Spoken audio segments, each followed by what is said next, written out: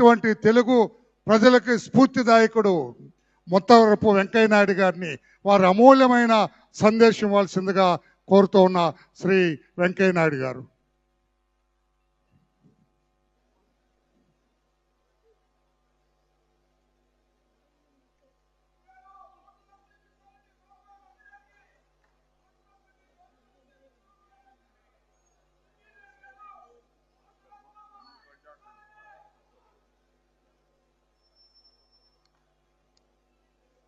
సభకు నమస్కారం. మన ఆంధ్రప్రదేశ్ ముఖ్యమంత్రి శ్రీ చంద్రబాబు నాయుడు గారు, అలాగే వేదిక మీద ఉండే శ్రీమతి కృష్ణవేణి గారు, అనేక మంది ప్రముఖులు అందరూ ఉన్నారు. నేను వారి పేర్లన్నీ తీసుకొని మళ్ళా మీ సమయం తీసుకోను. చాలా సంక్షిప్తంగా మన ప్రియతమ నాయకుడు, తెలుగు ప్రజల ఆరాధ్య దైవంగా పేరుగాంచినట్టు శ్రీ నందమూరి తారక రామారావు గారి గురించి 4 మాటలు చెప్పి నేను ముగిస్తాను. ఎన్టీఆర్ గారి జీవిత విశేషాలతో ముఖ్యంగా తారక రాము అన్నగారి అంతరంగం పేరుతో తీసుకొచ్చిన ఈ పుస్తకాన్ని ఆవిష్కరించడం చాలా సంతోషంగా ఉంది. ఎన్టీఆర్ శత జయంతి ఉత్సవాల్లో భాగంగా NTR celebration committee, NTR literature and souvenir and website committee ఆ మహానీయుడి యొక్క సినీ రాజకీయ విశేషాలను పుస్తక రూపంలో తీసుకురావడం చాలా అభినందనీయం. ఎంత గొప్పవాళ్ళైనా చరిత్ర దాన్ని తనలో నిక్షిప్తం చేసుకొని చరిత్ర ద్వారా నవతరానికి యువతరానికి తెలియజేస్తూ ఉంటే ఆ పరంపర అలాగే కొనసాగుతూ ఉంటుంది. అందుకని దాన్ని అక్షరబద్ధం చేసి పుస్తక రూపంలో తీసుకురావడం అవుతుందో, అలాగే ఆయన పాత చిత్రాలు వాటి సచిత్రమైన వివరాలన్నీ మన ముందు ఉంచడం అవుతుందో చాలా గొప్ప పని అది.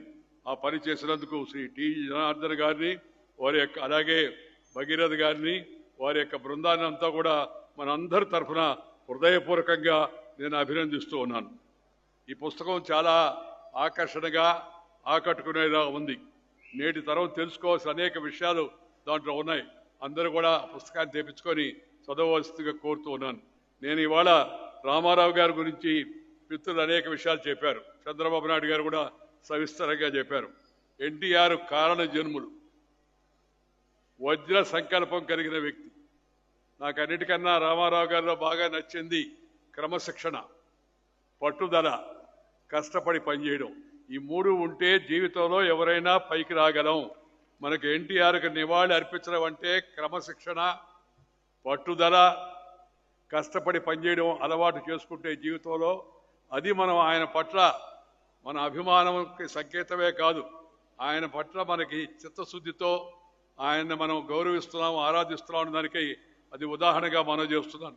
రామారావు గారు విలక్షణమైన వ్యక్తిత్వం కలిగిన వాడు. ఆయన character, calibre, capacity and conduct ఇవన్నీ కూడా నిండుగా మెండుగా ఉన్నాయి. రామారావు గారి సినిమాలన్నింటిలో ఒక విశేషం ఏంటంటే, సినిమాలు చాలా రకరకాలుగా ప్రజలను సంతోషపెట్టవచ్చు, కానీ ప్రతి సినిమాలో ఆయన సినిమాలో ఉన్న డైలాగుల్లో, ఆయన సినిమాలో ఉన్న పాటల్లో ఒక సందేశం ఉంటుంది. దాన్ని బాగా లోతుగా అర్థం చేసుకోవడానికి మాత్రమే ఆ విషయం అర్థమవుతుందని ఈ సందర్భంగా మీకు మనవి చేస్తున్నాను. ఆయన నటుడుగా, దర్శకుడిగా, నిర్మాతగా, అలాగే డిస్ట్రిబ్యూటర్గా ఆ ఎన్టీఆర్ స్థానం చరిత్రలో సువర్ణాక్షరాలతో లిఖించబడుతుందని చెప్పని నేను భావిస్తూ ఉన్నాను. ఆయన ఏకాగ్రత, ఏదైనా విషయం అనుకుంటే క్రమశిక్షణ, ఆ ఎన్టీఆర్ గారికి పెట్టిన పేరు. కఠినమైన యొక్క ఆహార నియమాలు పాటించడం, అవసరమైతే కఠినమైన నిర్ణయాలు తీసుకోవడం ఆయనకే చెందింది.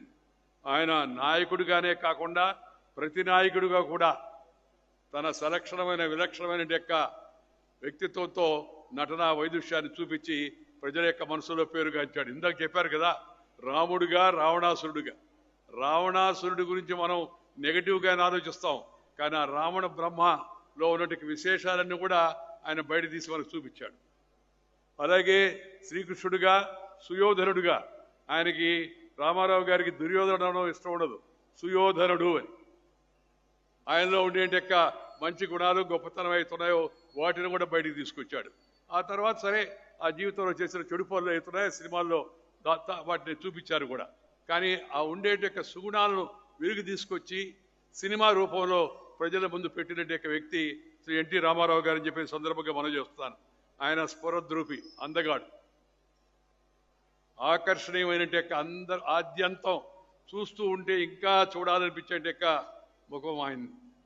చాలా తక్కువ మందికి ఉంటుంది ఆ విధంగా. వేషం వేసుకుంటేనే కాదు, వేషం వేయకపోయినా, రంగు పూయకపోయినా రామారావే అందరికీ ఆకర్షణీయంగా ఉండేటి వ్యక్తి. ఆయన నటనా కౌశల్యం ఏమైతుందో అది మామూలుగా ఆయన సినిమాల్లో నటించే వాళ్ళని అభిమానులు పొగుడుతుంటారు, సహజంగా పొగుడుతారు, మామూలుగా వాళ్ళకి టైటిల్స్ కూడా ఇస్తుంటారు.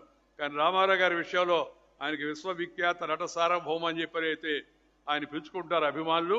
అది వాస్తవం, విశ్వవిఖ్యాతం. ప్రపంచవ్యాప్తంగా తెలుగువారి గొప్పతనాన్ని తెలిపి తెలుగువారి యొక్క నటనా కౌశలాన్ని బయటకు చూపించినటువంటి వ్యక్తి శ్రీ ఎన్టీ రామారావు గారు. ఆయన స్వర విన్యాసం, ఆయన చేసే స్వర విన్యాసం కావచ్చు, లేదా హావభావాలతో ఆయన చేసే నట విన్యాసం కావచ్చు, ఇవి రెండు కూడా అద్భుతమైనవి. స్వర విన్యాసము, నట విన్యాసము, ఇవి రెండు కూడా చాలా అద్భుతమైనవి రామారావు గారి యొక్క జీవితంలో. అది ఆయనకి మాత్రమే అనితర సాధ్యం అని చెప్పని ప్రజలు అందరూ కూడా భావిస్తూ ఉంటారు. ఒక బృహన్నర పాత్ర వేయడానికి ఎవరు ఇష్టపడరు.